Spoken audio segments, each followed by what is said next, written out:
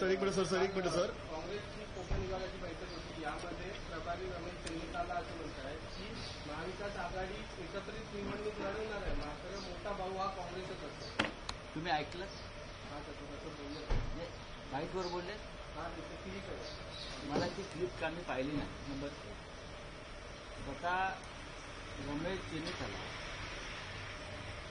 यांचं असं म्हणणं आहे की महाविकास आघाडीमध्ये लहान भाऊ मोठा भाऊ वगैरे वगैरे वगैरे हे कोणी नाही. 3 प्रमुख पक्ष आहेत, आम्ही एकत्र निवडणुका लढतो. आणि कोणाला अशी खुमखुमी असेल लहान भाऊ मोठा भाऊ मधला भाऊ धाकटा भाऊ,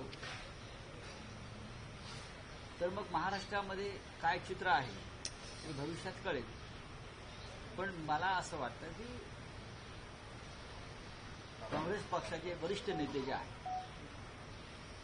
त्यांच्या भूमिका स्पष्ट आहे या संदर्भात. काँग्रेस पक्षाला लोकसभेत 3 जागा जास्त मिळालेल्या आहेत.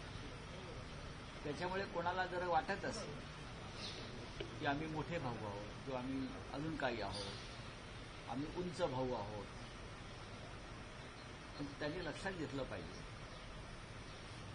त्यांच्या जागा वाढण्यात शिवसेनेचं योगदान किती आहे हे त्यांनी अभ्यास केला. कोल्हापूरची आमची जिंकलेली जागा आम्ही त्यांना दिली, रामटेकची जिंकलेली जागा आम्ही दिली, अमरावती हा आमचा बालेकिल्ला त्यांना दिला. या 3 जागा ज्या आहेत या शिवसेनेमुळेच त्यांच्या वाढल्या. हे जर ते विसरले असते किंवा विसरू पाहत असते तर ते योग्य नाही. पण मी परत सांगतो की काँग्रेसचे वरिष्ठ नेते अशा प्रकारच्या भूमिका कधी घेणार नाही. लोकसभा निवडणुकीच्या विजयानंतर काँग्रेसच्या विरोधी आत्मविश्वास वाढलेला, आत्मविश्वास सगळ्यांचाच वाढलेला आहे. काँग्रेसचा कशाला वाढायला पाहिजे? आत्मविश्वास महाविकास आघाडीचाच वाढलेला आहे ना. तो लोकसभेचा आत्मविश्वास होता. विधानसभेचा आत्मविश्वासासाठी परत आपल्याला काम करावं लागेल आणि त्यासाठी 3 पक्षांनी एकत्र राहावं लागेल. आत्मविश्वास वाढला म्हणून काय ते एकटे लढणार नाहीत ना. 3 पक्ष एकत्र आल्याशिवाय आत्मविश्वास कसा वाढेल? महाविकास आघाडी घट्ट झाल्याशिवाय आत्मविश्वास कसा वाढेल? जर असा वाढला असं कोणाला वाटत असेल तर त्यांचा आत्मविश्वास कोणाचा आहे, काय आहे, कसा आहे, तो अभ्यासाचा विषय आहे.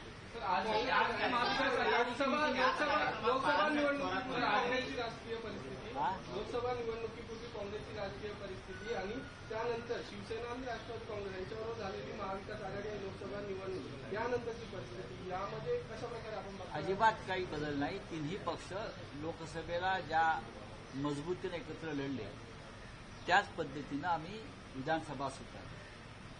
लोकसभेला जागा वाटप हे अधिक सोपं होतं कारण 48 जागांचंच चर्चा करायची. विधानसभेला 288 जागांचा विषय.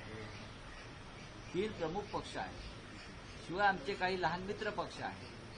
त्या सगळ्यांना सामावून घेण्याची आमची भूमिका आहे.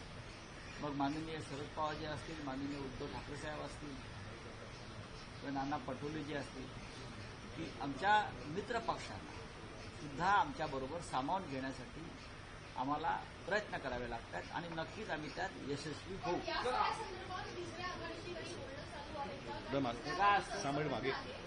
तिसरी आघाडी जी असते ही कायम सत्ताधाऱ्यांना मदत करण्यासाठी बनवली जाते.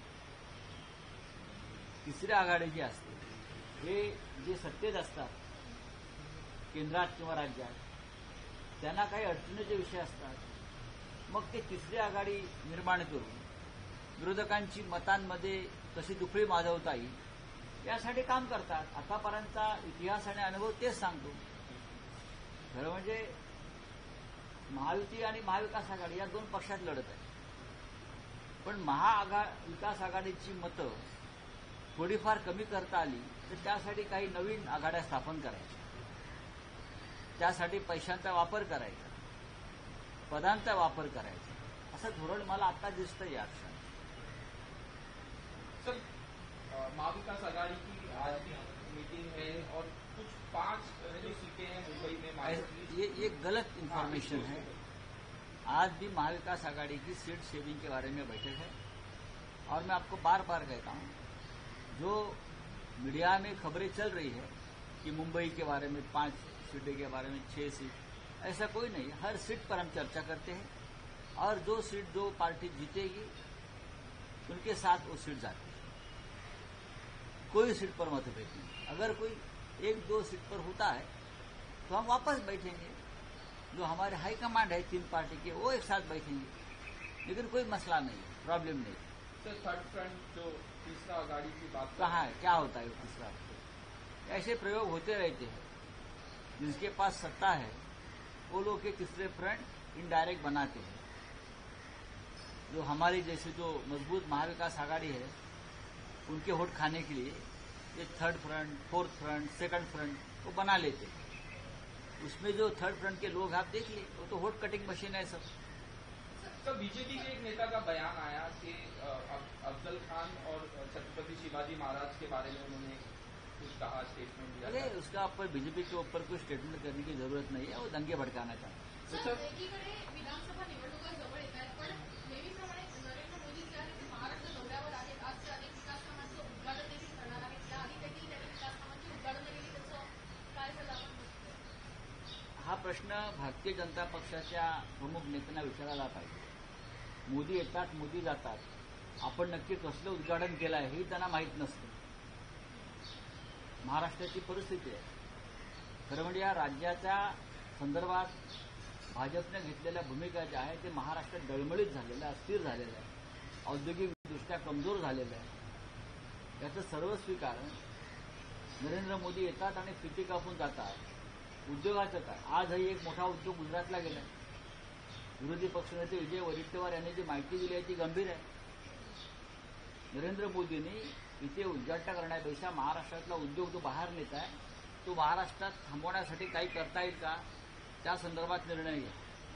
नरेंद्र मोदी जम्मू काश्मीरला गेले आणि त्यांनी काल घोषणा केली पूर्ण राज्याचा दर्जा देणार. का द्यावा लागला? कारण तिकडल्या जनतेच्या भावना, संताप. मग पूर्ण राज्याचा दर्जा आपण काढलात का? त्याच पद्धतीनं महाराष्ट्रातला उद्योग जो तुम्ही गुजरातला नेलेला आहे, आमची मागणी आहे तो परत आम्हाला महाराष्ट्राला द्या. सर, बदलापूर हत्याच्या प्रकरणात आरोपपत्र दाखल झालंय, मात्र शाळेत संस्थेचे अध्यक्ष आणि सचिव यांना अटक नाही झाली. त्यात आरोपपत्र दाखल झालंय, त्याच्यामध्ये जामीन देखील मंजूर होऊ शकतो. आपटे आणि कोतवाल आरोपपत्र हे आपटे आणि कोतवाल ह्यांना एकनाथ शिंदेचं संरक्षण आहे. मी तुम्हाला आत्ता सांगतो.